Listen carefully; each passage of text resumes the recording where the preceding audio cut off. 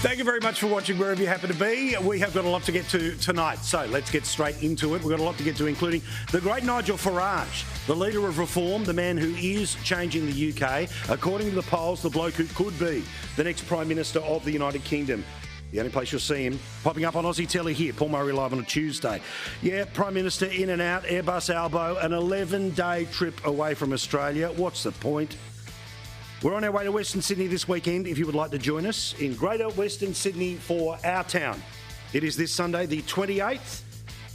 Tickets, ourtown at skynews.com.au, ourtown at skynews.com.au. Now, I know that there are a significant number of Australians who never want to talk about the great troubles that were COVID.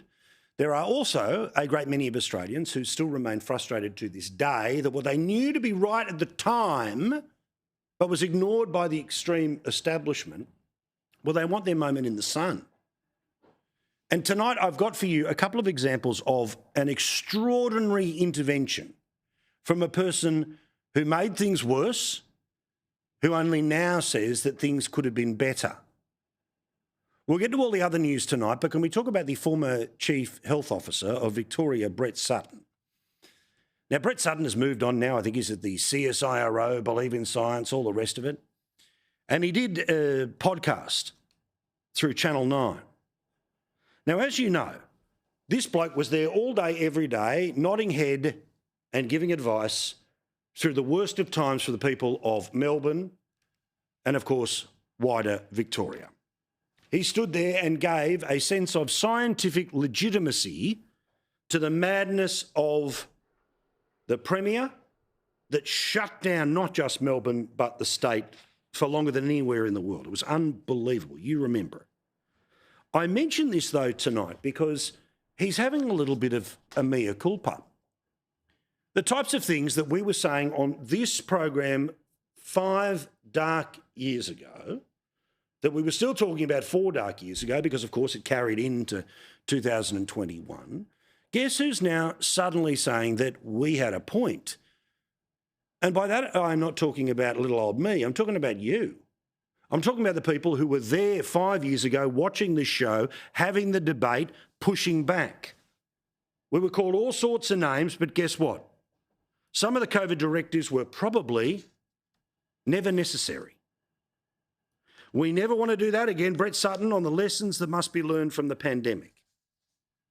Now, again, he strained in this conversation with the former 3AW and Hall of Fame radio host Neil Mitchell to say that he didn't really want to get involved in many of the public health decisions made back then. Well, good on Neil Mitchell for trying to hold his feet to the fire. It wasn't an uncomfortable listen, but eventually he started to talk.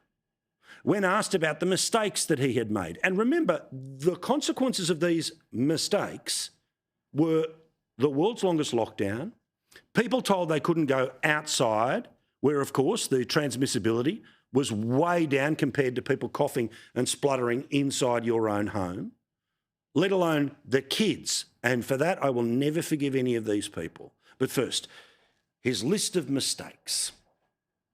Oh, probably a list that's too long for this podcast, but you know, I think speed of decision-making was something that Mike Ryan in the WHO called out. He said, don't let the perfect be the enemy of the good, and speed is of the essence. And so I think, you know, decision-making around the settings that you should have is probably something that I would, you know, re-prosecute many times in my mind.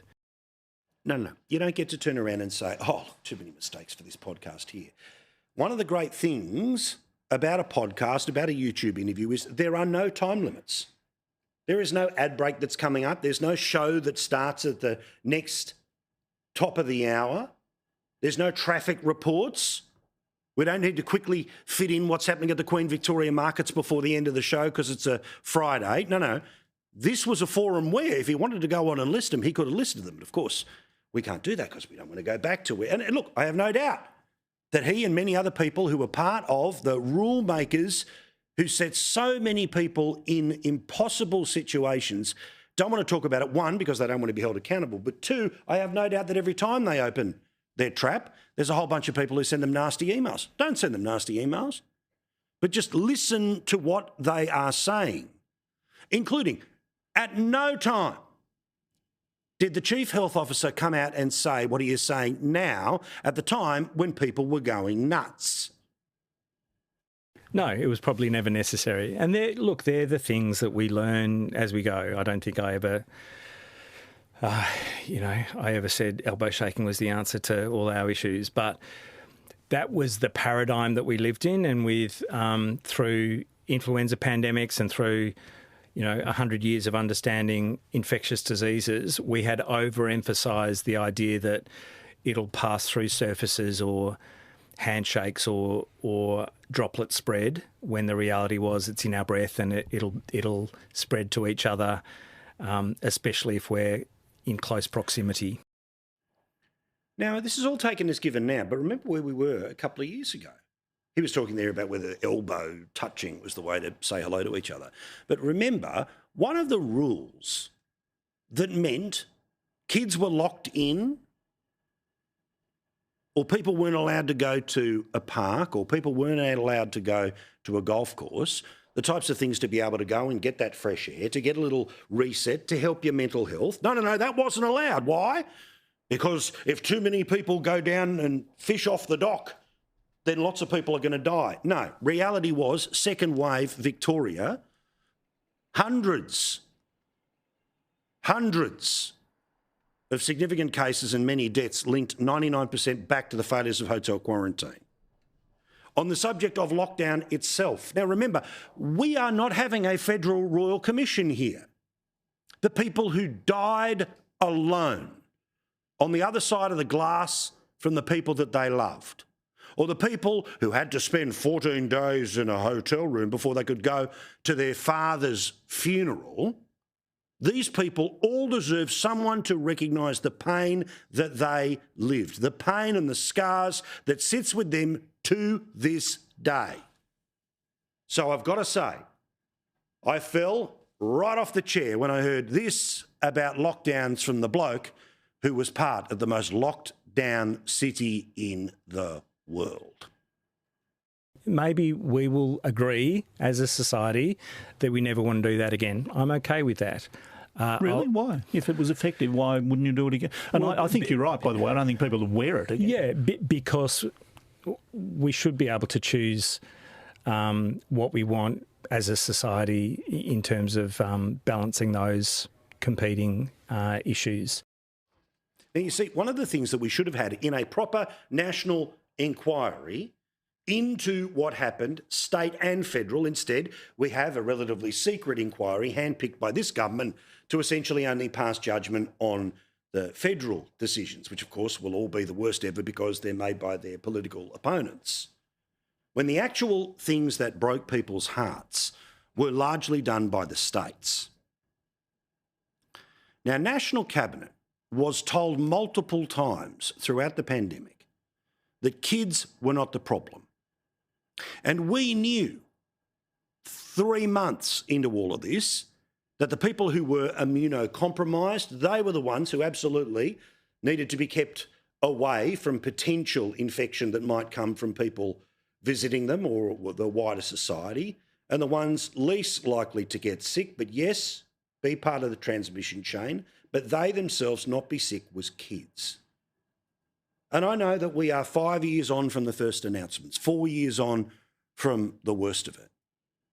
But while everyone scurries and has no accountability, and we give little gold medals for contributions to public health to all of those premiers who made all of those decisions, and this bloke has every right to move on to the next stage of his life, but I'm sorry. When you talk about the kids, all I want to hear is, I'm sorry. We did the wrong thing, and I will use all of my power to make sure we never do it again. Absolutely, we should recognise that they made a significant sacrifice when they were least at medical risk, and they made a sacrifice for people who are most at risk, people on chemotherapy, people with immune suppression, people who are very elderly and in nursing homes. They were they were constrained in their lives that didn't benefit them as much as it benefited others. But those other people, by God, needed the support of everyone. It's worth a listen, but no conversation about Dan Andrews, who made the real decisions. Instead, remember, he was there as the prop to make it all seem like it had some sort of medical justification. Instead, of course, it was about, in many ways, the state proving the power that it has, and when it chooses to clench its fist, you have no chance of standing against it. Well, we did, and hence why I dedicate the start of this program to every single person whose life was changed forever because of the decision-making of those people. Now, let's get back to Optus, and again, the concerns in and around whether ambulances are turning up and whether the 000 system is going to be working. Now, we've all learnt over the past few days how fractious this system can be, and also we understand that systems, they break every now and then. The result of this is life and death, and I stand by what I've been saying for the past few days. There's obvious consequences that are going to come to Optus, to its CEO and to the management who clearly did the wrong thing. But now, what are we, 4 or 5 days in, and we're starting to reach for straws now about ways to punish this company. The big, beautiful stadium that is in Western Australia that replaced the WACA is what is known now as the Optus Stadium. It will be the host of WWE events, or it has been in the past, UFC, cricket, football, concerts. It is a magnificent venue, and I've only seen it from afar. I'd love to be able to go and check it out. But the plan from the state opposition in Western Australia, in my case, rather than actually focusing on the health failures of the WA government, they think that the best thing to do right now is to take the Optus sign off the stadium. Have a look. Been tarred and feathered like it has, well, yeah, I think it should maybe do something about it, get rid of it. It should be Perth Stadium. Is it a bad look for Perth if that stays? Probably, yeah. I think someone has to pay a price. Ridiculous. Someone's got to pay a price, but we should re-elect the government of which the former health minister paid no price for the failures in the health system. Remember that little girl? Little girl turned away. Remember, as I told you before, about dozens of people who've died because when they try to get into the hospital, sorry, you can't get in. Why? Because somebody's waiting in the back of an ambulance, therefore problems with AAA. Oh, no, but whose name is on a freaking football and cricket stadium? That's about as silly politics as it gets. But I mentioned this again at the start of the show, and again I return to the good people of Victoria suffering under the decisions of a terrible government. The biggest threat to the 000 system currently in Victoria is not a telco company. Instead, we learn, remember, before the last election, that 21 Victorians had died before the last state election because of failures in the 000 system. Well, of course, that didn't matter, did it? Because despite the fact that someone has to pay, the bloke who was ultimately responsible paid no price, instead gets a statue. Today, The Age is showing us that the number of people who are waiting longer than a minute for a serious 000 call to be answered is uppity, up. In 2023, it was less than 100 calls were waiting for more than a minute. Now it's over 600 calls. How is this acceptable? How do you rehire the government who not only screwed it up last time, but now by active decisions are making it worse? Again, in The Age. 4 years ago, Victoria's 000 collapsed. Now it's cutting jobs for budget repair. In recent months, there have been about 40 redundancies at the agency, according to internal staff briefings, employees and ambulance, firefighters and communication workers unions. Whistleblowers and unions are warning that 000 Victoria is again unprepared to handle a major surge in calls or even a busy Monday, as forecasting and training jobs are slashed in the name of what internal briefings call budget repair. What was it that the Prime Minister had to say about the CEO of a company who, yes, had a terrible few days that resulted in people not being able to access the 000 system? What did he say? Quite clearly, Optus's behaviour is completely unacceptable. We have made that very clear. Should the Chief Executive consider his position? Look, I would have thought I'd be surprised if that wasn't occurring. Oh, but the people in the Victorian government who seem to be undercutting the ability of the 000 system to work properly, nothing to see here. The former health minister, who's now Premier in Western Australia, overlooking ambulance ramping, nah, don't worry about it. What about, of course, Malinauskas in South Australia? Again, promises to fix ambulance ramping. It's all got worse. Should he be considering it? Oh, no, of course not. That's just for the private sector, you see. You see, if you're part of the club, if you're part of, in this case, the Labor Party club, we just protect each other. No one's ever called out, no matter how many people die or have problems accessing the 000 system, honestly. It's outrageous, it truly is. And speaking of Airbus Albo, in the middle of yet another trip overseas, this one, 11 days in length. Nothing to see here. He, of course, spent time at the United Nations. He was at the General Assembly. Now, the General Assembly, put simply, is an opportunity for all of the world leaders, or certainly all of the countries, to be represented by somebody giving a speech. That's it. They don't vote on anything serious. It's not a meeting of one world government to decide what will or won't happen in the next few years, thank goodness. But, of course, before the election, when Airbus Albo was a bit of a trouble, and the same meeting came up last year, what was the reason that he gave the media as to why he didn't need to attend exactly the same meeting that was so damn important this year? I make it a policy, I said this on my first visit, I intend to stick to it, that I won't be commenting on domestic issues while overseas. I'm not commenting on domestic issues while I'm overseas. He also, of course, as you know, said that he had these domestic responsibilities. And of course, he doesn't discuss those issues when overseas. Now he's overseas, give it to Optus, don't mention anything to do with the Victorian government and the decisions they're making. The whole reason was he knew that Airbus Albo sticked, but he, of course, was going to sit it out, each way elbow. One thing before the election, oh, I'm too busy, I'm focused here domestically. Today, he was solving the Middle East crisis. That future depends on recognition being followed by reconstruction and reform. A credible, cooperative peace plan supporting recovery in Gaza and security for Israel. Establishing governance and excluding Hamas on the day after and every day after that. This is the next step we must take, and we must take it together. Whatever. It was half a dozen nations who made the same decision. It does not change anything. In Palestine, it changes nothing in Gaza City, it changes nothing in the West Bank. Why? Because for it to matter, it would obviously need the UN Security Council to back it, and surprisingly, the United States will, of course, or unsurprisingly I should say, the United States will not let it happen. So therefore, all well and good that we're saying what we need to say in order to quell the domestic issues, to stop the people marching across the bridge. So essentially he didn't have to go. But it's post the election, 94 seats, I'm the greatest leader of all time, bring the media with me who will never call me out, and he has a good old time. 11 days, this trip, on top of what, the recent run around the Pacific Islands and how much money he spent on our behalf there. No surprise, no meeting, by the way, with Trump. Now, I want there to be a meeting with Trump.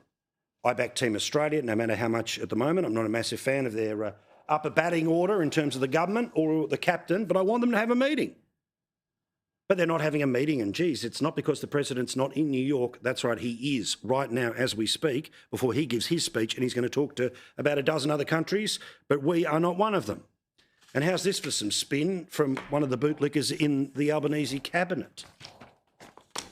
I think we should see this as a good thing, because it means that the president, who's been meeting with world leaders to try and reach agreements on trade policy. He's trying to do deals with other nations around tariffs and trade policy. He doesn't need to do that with Australia. We've got an agreement, and that's been reaffirmed by the phone call that occurred recently between the Prime Minister and the President, locking in that 10% tariff, which is the lowest rate that any nation has secured. So what we've got here is Australia getting a good deal out of the United States when it comes to trade policy. So there's no need for any further follow-up meeting. Do you reckon when those ministers do the Zoom calls from home, they've got the talking points rolling up in sort of a little teleprompter there, or they've got them just below the screen so they could both be seen to be looking and reading at the same time? Why can't they just say they're disappointed? Look, we want one, we'll try and have one, we'll do our best to have one when the time is right, instead of trying to turn around and tell us that up is down, day is night, black is white, Jedi mind trick, nothing to see here. Come on. Now, the Australian Human Rights Commission. Yes, you keep funding them to tell us what's wrong with the world. And remember, these are the people who bravely, some 7 years ago, told us that racism was around every corner, including evil white men denying women of colour a ride in a lift.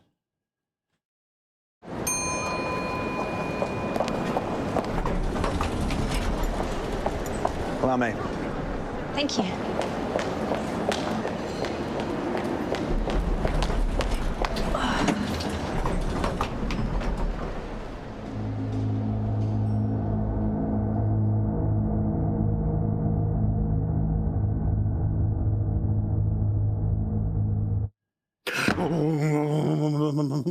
Scary. Sorry, I don't know how loud that was to your house. I'm sorry. Well, of course, the Australian Human Rights Commission somehow is now involved in the conversation about climate change, about what debate is appropriate and not appropriate, and whether there should be sanctions. We all know that, of course, we are, whether we like it or not, in a situation where the Parliament's already passed 43%, cutting 43% of 1% of the world's problem. They've now signed a new deal to get us to maybe cutting 70% of 1% of the world's problem. But even if we do that, because we are 1% of the world's problem, the atmosphere that is not being dealt with by other countries will still come and get us in the middle of the night. Cascading, it will get worse over time. Compounding, each impact of climate change will make another impact worse. And concurrent, communities will suffer the impacts of climate change in different ways at the same time, and we'll have a lot to manage. Okay. So let's get to the Australian Human Rights Council. You know, the racism everywhere, racism in lifts. Well, they now suggest that there should be essentially a regulation system to make sure that there is approved and unapproved debate in and around this matter.